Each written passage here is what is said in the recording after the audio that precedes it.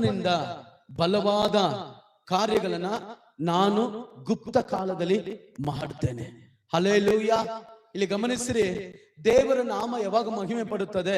ನಿನ್ನ ಮೂಲಕವಾಗಿ ದೇವರಿಗೆ ಘನತೆ ಉಂಟಾಗ್ಬೇಕು. ಹೆಂಗ್ ಗೊತ್ತಾ?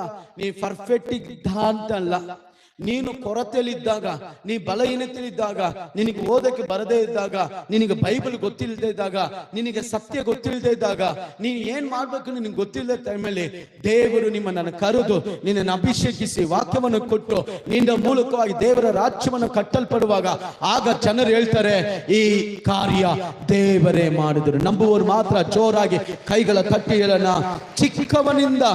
ಚಿಕ್ಕವನಿಂದ ಆಮೇಲೆ ಒಂದು ಕುಲವಾಗುವುದು, ಅಲ್ಪವನಿಂದ ಬಲವಾದ ಜನಾಂಗವನ್ನು ಆಗುವುದು. ಯೆಹೋವನೆಂಬ ನಾನು ಗುಪ್ತ ಕಾಲದಲ್ಲಿ ಈತನ್ನು ಬೇಗ ಉಂಟು ಮಾಡುತ್ತೇನೆ. ಹಲ್ಲೆಲೂಯಾ. ಬಲಿಷ್ಠನ ತೆಗೆದು ದೇವರು ಉಪಯೋಗಿಸಿ